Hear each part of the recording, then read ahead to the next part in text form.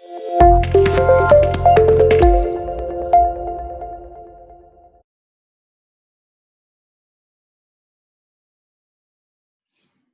पहले हमने सारे मीनिंग समझ लिए, calculation of date of maturity सुन ली। अब एक्चुअल अकाउंटिंग स्टार्ट होगी at the time of bills of exchange. Bills of exchange तो प्रोमिसरी नोट आएगा, तो जर्नल एंट्रीज एग्जैक्टली सेम है, बस ध्यान क्या रखना है, ड्रॉअर कौन है, ड्रॉई कौन है, पेई कौन है। बिल्स ऑफ एक्सचेंज में तीन पार्टीज होती हैं, drawer the person who makes the bill, drawee the person who accepts the bill, and payee is the person who receives the payment. Promissory note में दो ही parties होती हैं, maker the person who makes the bill, promissory note में maker कौन होता है, जिसने पैसे देने हैं, and second payee the person who receives the payment. तो हम bills of exchange के point of view से discussion करेंगे सारी की सारी। जब promissory note आएगा तो मैं आपको बता दूंगा कि 99% सेम है, you just have to be careful. Bills of exchange के हिसाब से हम डिस्कशन कर रहे हैं। So, party, drawer, drawee, pay. Drawer is the person who makes the bill, the person who has sold goods on credit. Drawee is the person who accepts the bill. तो अब accounting treatment एक एक करके आराम से, transaction क्या हुई, उनकी जर्नल एंट्रीज क्या होंगी, एक एग्जांपल से हम समझेंगे। For example, A sold goods to B, A sold goods to B. एक एग्जांपल क्रिएट कर देता हूं,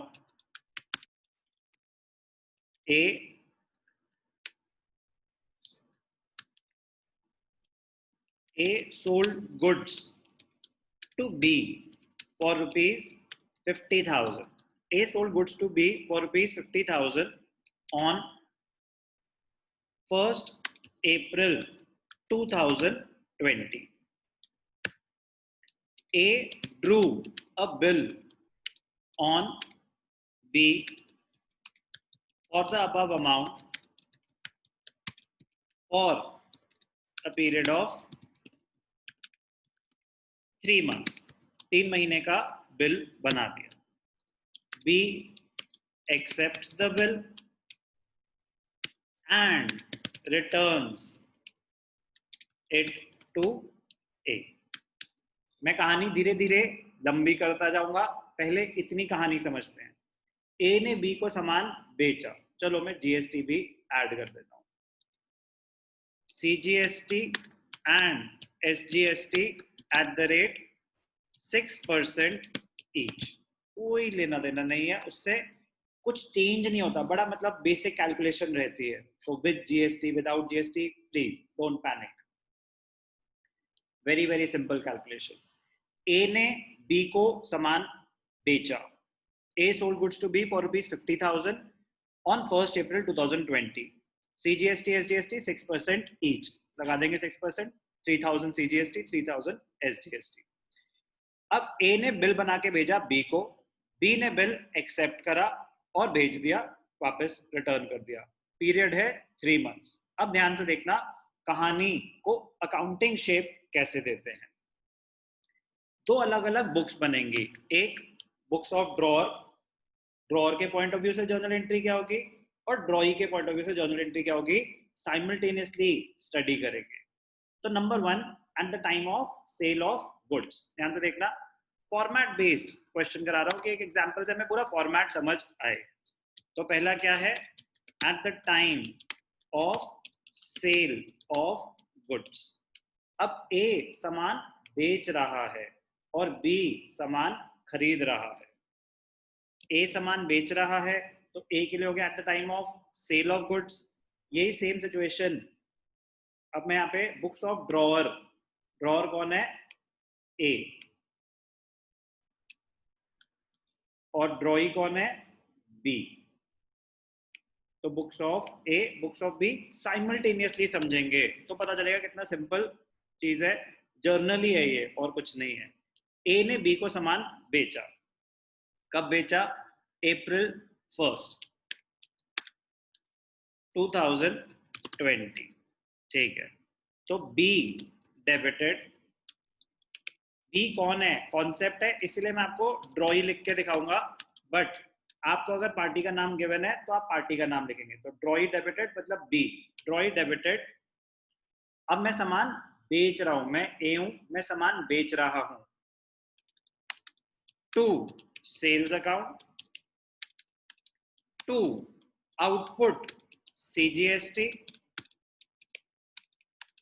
to output SGST, to output CGST, to output SGST. Sales कितने की है? 50,000, सीजीएसटी 3000, एसजीएसटी 3000। अब मैं ए हूं, मैंने बी से कितने पैसे लेने हैं? 56,000। तो पहली ट्रांजैक्शन हुई at the time of sale of goods. A सामान बेच रहा है, ए सामान बेच रहा है। तो ए के लिए हो गया सेल ऑफ गुड्स। यही सेम चीज बी के लिए क्या है? बी तो सामान खरीद रहा है ना। तो बी की पहली एंट्री क्या है? At the time of purchase, eight the time of purchase of goods, eight the time of purchase of goods. तो अगर ये सामान खरीद रहा है, कब खरीद रहा है? 2020 अप्रैल 1। तो सेम टाइम पे बी अपनी बुक्स में एंट्री क्या पास करेगा? वो तो सामान खरीद रहा है। Purchases account debited 50,000, input CGST account debited, input spelling ठीक कर लेता हूं ऊपर के भी, input SGST account debited, input CGST, input SGST. 6% मतलब 3000, input CGST, input SGST. To किससे खरीदा इसने? ड्रॉर से। टू ड्रॉर, जो भी हो फॉर्मेट बता रहा हूं आपको, इस केस में ए आ जाएगा। तो purchases account debited, input CGST debited, input SGST debited to A. A क्या कह रहा है? ए कह रहा है कि मैंने 50,000 का सामान बेचा बी को, उस पे सीजीएसटी एसजीएसटी लगा। तो ए कह रहा है मैंने बी से 56,000 लेने हैं। बी कह रहा है हाँ ओके, मैंने आपके 56,000 देने हैं, ठीक है। अब बी ने बोला कि भाई मेरे पास अभी पैसे तो है नहीं, तो मैं पैसे नहीं दे सकता अभी, बिल एक्सेप्ट करने के लिए तैयार हूं। अब ध्यान से देखना सेकंड ट्रांजैक्शन क्या होगी। सेकंड ट्रांजैक्शन हो गई when bill is drawn and accepted by B. When the bill is drawn by A or drawn by the drawer, इस केस में A, and accepted by drawee B. तो अब जब bill बना तो A ने बिल बना के भेजा B को, B ने एक्सेप्ट कर लिया, खुशी की बात है, ऑप्शन नहीं था उसके पास। अब ए ने पैसे लेने हैं, तो ए के लिए क्या हो गया? ये बिल रिसीवेबल। ए के लिए क्या हो गया? Bill receivable. ए ने बी से 56,000 लेने हैं। सेम डे पे क्या हुआ? Bill receivable, bills receivable account debited, bill receivable account debited to drawee, इस केस में बी। जब हमने बी डेबिट किया, एसेट्स बने थे, डेटर्स बन गए थे हमारे, तो हमने बी से 56,000 लेने हैं। अब हमने अगर बिल रिसीवेबल, अब हमने बिल बना के भेजा तो एक नया एसेट बन गया बिल रिसीवेबल। लेने तो टोटल 56,000 ही है, या तो डेटर्स दिखाएंगे या बिल रिसीवेबल दिखाएंगे। तो जब हम बिल रिसीवेबल बनाते हैं तो bill receivable will replace the debtors.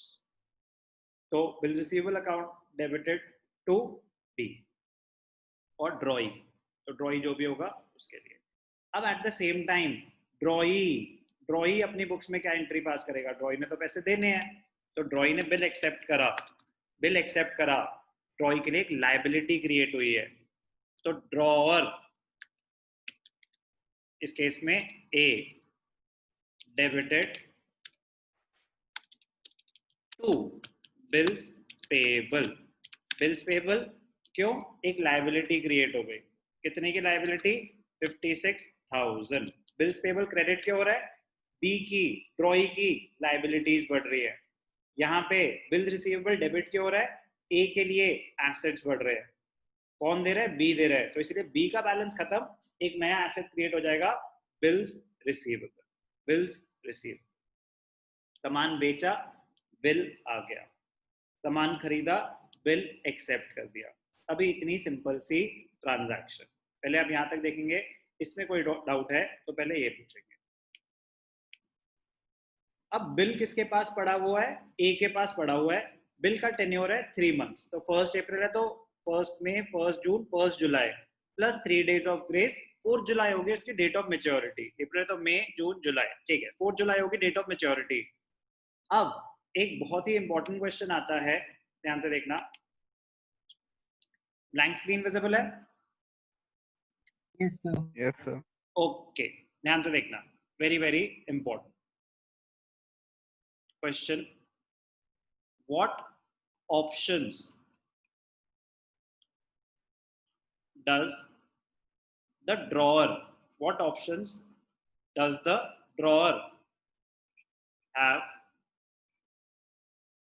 during the tenure, during the tenure of the bill? कह रहे मतलब, कह रहे जब तक बिल मेच्योर नहीं हो जाता, ड्रॉअर के पास क्या क्या ऑप्शंस हैं? कह रहे एक ऑप्शन है retain the bill till maturity, retain the bill till maturity, कि जब तक बिल मेच्योर नहीं हो जाता अपने पास रखो, जब मेच्योर हो जाएगा तो जाके पैसे ले लेना ड्रॉई से। दूसरा option, discount the bill with the bank, आप जाओ बैंक के पास, आप जाके बिल डिस्काउंट करा लो। ओके जी। एक ऑप्शन है एंडोर्समेंट, कि आप किसी और के फेवर में उस बिल को ट्रांसफर कर दो। और लास्ट ऑप्शन है bills sent for collection. Bill sent for collection मतलब आप बैंक को बिल दे दो कि जब बिल मैच्योर हो जाएगा तो तब जाके हमारे बिहाफ पे पैसे कलेक्ट कर लेना। डिस्काउंटिंग में पैसे आप इमीडिएटली ले रहे हो बैंक से, बिल हो जाएगा बैंक का। बिल सेंट फॉर कलेक्शन में आपका ही बिल है, बैंक बस आपको एक सर्विस प्रोवाइड कर रहा है। तो ड्यूरिंग द टेन्योर बिल के साथ क्या होगा? इट डिपेंड्स, कि 4 ऑप्शन है ना, तो क्या होगा? तो पहले हमने सीखा फर्स्ट सिचुएशन कि जब सामान बेचा और खरीदा तो क्या एंट्रीज। फिर सेकंड ट्रांजैक्शन क्या होगी? जब बिल बनाया, ए ने बिल बनाया और बी को भेज दिया। अब ध्यान से देखना, अब मैं आपको सिखाऊंगा ड्यूरिंग द टेन्योर बिल के साथ क्या होगा। ध्यान से देखना,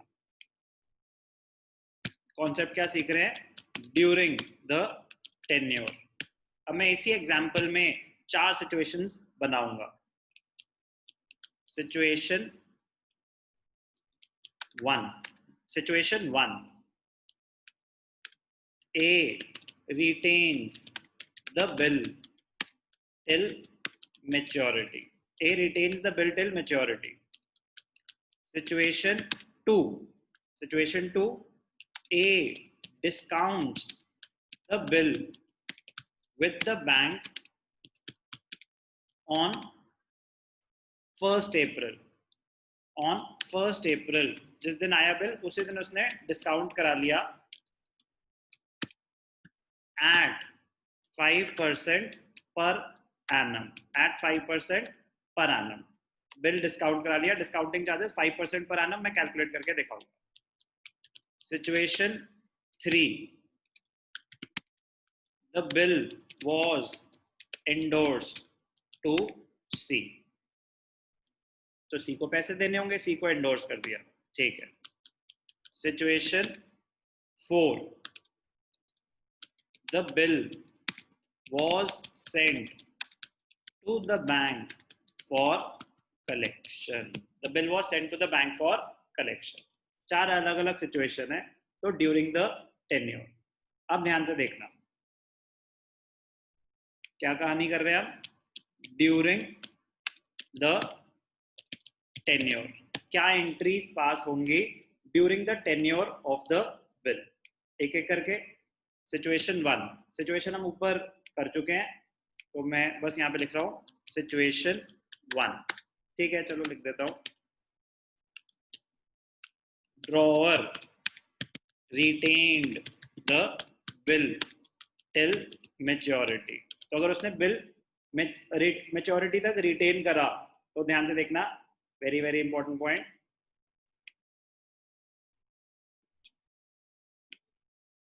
no additional entry will be passed for the same. No additional entry will be passed मतलब कह रहा है कि अगर बिल आपके पास आया और आपने रिटेन ही करा, तो उसकी कोई एडिशनल एंट्री पास नहीं होगी। कह रहे बिल तो आपके पास पड़ा ही हुआ है, bill receivable account debited to draw तो आप कर ही चुके हो, तो आपके पास एक एसेट पड़ा हुआ है। ड्यूरिंग द टेन्योर, कह रहे ड्यूरिंग द टेन्योर क्या एंट्रीज पास होंगी, कह रहे ड्यूरिंग द टेन्योर अगर तो आपके पास ही बिल पड़ा हुआ है तो no additional entry will be passed. कह रहे बिल आपके पास पड़ा हुआ है, कोई और एंट्री पास नहीं होगी। कह रहे ओके। अब सिचुएशन 2 ध्यान से देखना, अब कहानियां शुरू होंगी। सिचुएशन 2 क्या है, if the bill is discounted, if the bill is discounted with the bank. अब मैं आपको कैलकुलेशन भी दिखाऊंगा और जर्नल एंट्री भी दिखाऊंगा। अभी हम जो केस कर रहे हैं उसमें डिस्काउंटिंग चार्जेस में कोई जीएसटी नहीं लगे, जीएसटी लग भी सकते हैं। अभी पहले डिस्काउंटिंग चार्जेस विदाउट जीएसटी कर लेते हैं, बट अगर लगेंगे भी तो हम बैंक से एक सर्विस ले रहे हैं, हमारे लिए वो इनपुट जीएसटी माना जाता है। ठीक है, ए के पास बिल पड़ा हुआ है, ए ने डिस्काउंट करा लिया, किस डेट को कराया, अप्रैल 1 को ही कराया। जर्नल एंट्री क्या होती है डिस्काउंटिंग कराने की, bank account debited, bank account debited, discounting charges, discounting charges account debited to bills receivable, bank account debited, discounting charges debited to bills receivable। अब बिल कितने का है ध्यान से देखना, बहुत इंपॉर्टेंट पॉइंट है। बिल है 56,000 रुपीज का, कितने पैसे लेने आपने बी से, 56,000, तो बिल है 56,000 का, आपने डिस्काउंटिंग कराई। अब ध्यान से देखना डिस्काउंटिंग की जर्नल एंट्री क्या होगी। डिस्काउंटिंग की जर्नल एंट्री तो मैंने आपको बता दी, अब मैं अमाउंट की कैलकुलेशन की बात बता रहा हूँ कि डिस्काउंटिंग चार्जेस कैलकुलेट कैसे होते हैं। हम गए बैंक के पास, सिचुएशन 2, ए गया बैंक के पास, उसने बिल डिस्काउंट कराया, डिस्काउंटिंग चार्जेस पर एनम है, तो पर एनम है मतलब 5% कमीशन बैंक लेता है पूरे साल की। तो इस सिचुएशन में बैंक को कितना वेट करना पड़ेगा, 1 अप्रैल को ही मैं चला गया, 3 मंथ्स का बिल है तो 3 मंथ्स वेट करना पड़ेगा। तो बैंक जो कमीशन चार्ज करेगा वो 3 मंथ्स के हिसाब से करेगा, बैंक जो कमीशन चार्ज करेगा वो 3 मंथ्स के हिसाब से करेगा। ध्यान से देखना, इंपॉर्टेंट पॉइंट है, calculation of discounting charges important है। कैलकुलेशन ऑफ डिस्काउंटिंग चार्जेस, कितने का बिल है, 56,000 का। बैंक की कमीशन क्या है, रेट क्या है डिस्काउंटिंग चार्जेस का, 5%। कितने टाइम के लिए बैंक को वेट करना पड़ेगा, 3 मंथ्स। तो ऐसे कैलकुलेट होगा 56,000 इंटू 5%, 2800, 2800 एक बार चेक कर लेते हैं, 2800 इंटू 3/12, 700 आ रहा है, एक बार रिकन्फर्म करेंगे। 56,000 का बिल था, बैंक की कमीशन 5%, बैंक को कितना वेट करना पड़ेगा, जितना वेट करना पड़ेगा कमीशन उस हिसाब से होगी 3/12, 700 आ रहा है, ठीक है। तो अब 56,000 का बिल है, बैंक अपनी कमीशन काटेगा 700, तो हमें कितने पैसे दे देगा, 55,300 रुपीज दे देगा।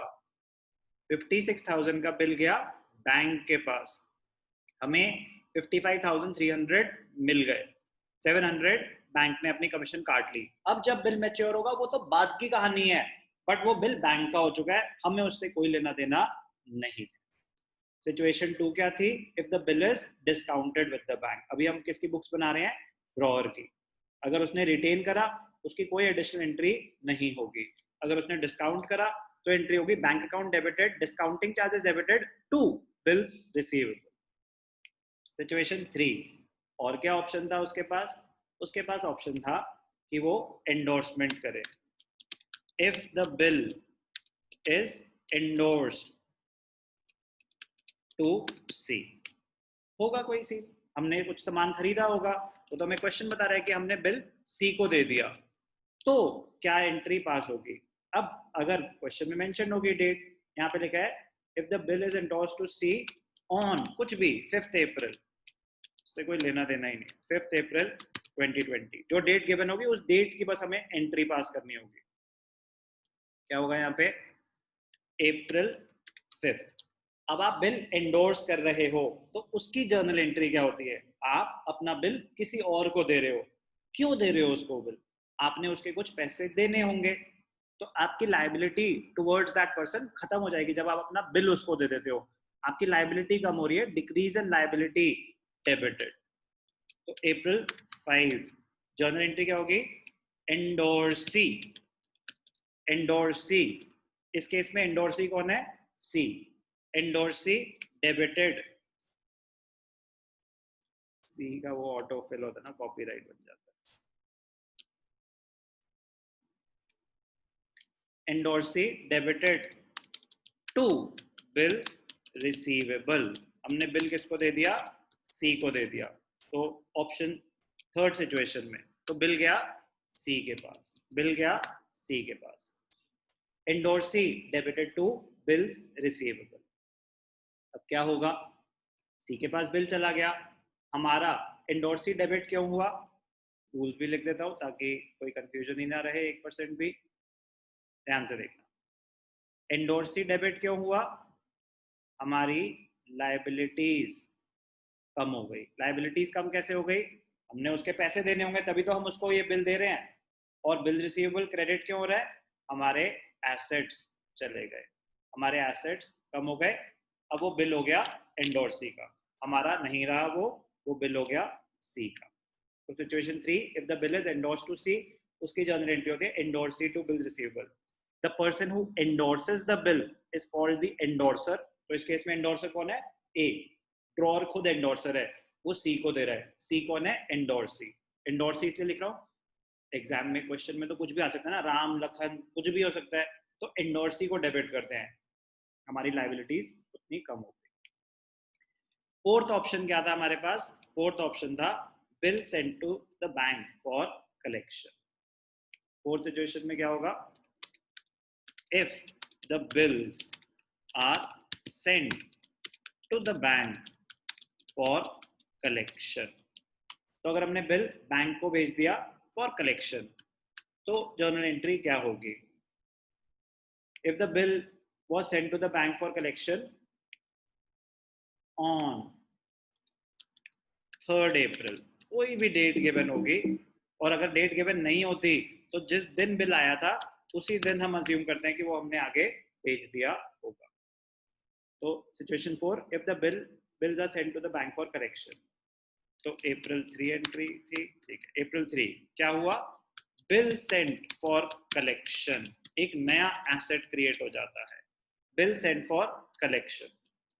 April 3, bills sent for collection, account debited to bills receivable. Bill sent for collection account debited to bills receivable. Bill sent for collection account debit क्यों हो रहा है? एसेट होता है, एक नया एसेट क्रिएट हो गया, एक डॉक्यूमेंट, एक एक्सेप्टेंस मिल जाती है हमें बैंक से कि हमारे पास आपका बिल पड़ा हुआ है, जब भी वो बिल मैच्योर होगा तो हम आपको पैसे आपके अकाउंट में ट्रांसफर कर देंगे। तो हमारा एसेट है बिल सेंट फॉर कलेक्शन। अब वो बिल हमारे पास अभी नहीं पड़ा हुआ, इसीलिए बिल रिसीवेबल हम खत्म कर देते हैं अपनी बुक से, एक नया एसेट क्रिएट कर देते हैं, किस नाम से? Bill sent for collection. तो ड्रॉअर के पास 4 ऑप्शंस होते हैं, या तो वो बिल को रिटेन करेगा, या वो डिस्काउंट करेगा, तो अगर वो रिटेन कर रहा है तो उसकी कोई एडिशनल एंट्री पास नहीं होगी। अगर वो बिल को रिटेन कर रहा है तो उसकी कोई भी एडिशनल एंट्री पास नहीं होगी। No additional entry will be pass for the same. अगर वो डिस्काउंट करा रहा है तो bank account debited, discounting charges debited to bills receivable. Entry हम बहुत बारी कर चुके हैं। कैलकुलेशन भी समझ आनी चाहिए कि बैंक कमीशन उस हिसाब से चार्ज करेगा जितना उसको वेट करना पड़ेगा। अगर उसको 2 महीने वेट करना पड़ेगा तो 2 महीने के हिसाब से, 3 महीने वेट करना पड़ेगा तो 3 महीने के हिसाब से, if the discounting charges are given as a rate per annum. Flat rate होगा, अमाउंट गिवन होगा तो हमें फिर कैलकुलेशन ईजी हो जाती है। सिचुएशन 3 कि हमने बिल एंडोर्स कर दिया, तो endorsee to bill receivable. Endorsee debit क्यों हो रहा है, हमारी लाइबिलिटी कम हो रही है। बिल रिसीवेबल क्रेडिट क्यों हो रहा है, हमारा एसेट गया। वो अब एंडोर्सी का हो गया। लास्ट ऑप्शन क्या हो सकता है ड्रॉअर के पास, कि वो बिल सेंड फॉर कलेक्शन कर दे, बैंक को बिल दे दे कि जब मैच्योर होगा तो मेरे बिहाफ पे जाके पैसे कलेक्ट कर लेना। तो बिल सेंड फॉर कलेक्शन एक नया एसेट क्रिएट हो जाता है और बिल रिसीवेबल अब बैंक के पास जा चुके हैं, इसलिए वो क्रेडिट हो गया। हमारे ही पैसे हैं, अभी मिले नहीं है हमें, तो एक बस एसेट रिप्लेस हो गया, डिफरेंट डॉक्यूमेंट हमारे पास आ जाता है। एंट्री 56,000 से ही होगी। नॉर्मली इसके कोई चार्जेस लगते नहीं है, बट लग सकते हैं। अगर लगेंगे तो वो खुद ही क्वेश्चन में बता देंगे, वो बैंक चार्जेस के नाम से एंट्री आ जाएगी। यहाँ पे होता है ना कि बैंक चार्जेस बैंक ने काटे, कि ठीक है 500 रुपए हम काटेंगे, 55,500 आपको मिल जाएंगे। तो बिल सेंड फॉर कलेक्शन की वैल्यू फिर हो जाएगी 55,500। 500 हमारे बैंक चार्जेस में चले जाएंगे अगर ऐसे कुछ होंगे। नहीं है तो पूरा अमाउंट ही होता है बिल सेंड फॉर कलेक्शन। अब ये ड्रॉअर की बुक्स में तो एंट्री आपने पास करके दिखा दी कि जो जो ऑप्शंस थे। ड्रॉई का क्या होगा, ड्रॉई क्या करेगा अगर बिल रिटेन हो रहा है या डिस्काउंट हो रहा है या एंडोर्स हो रहा है या बिल सेंड फॉर कलेक्शन है। ध्यान से देखना।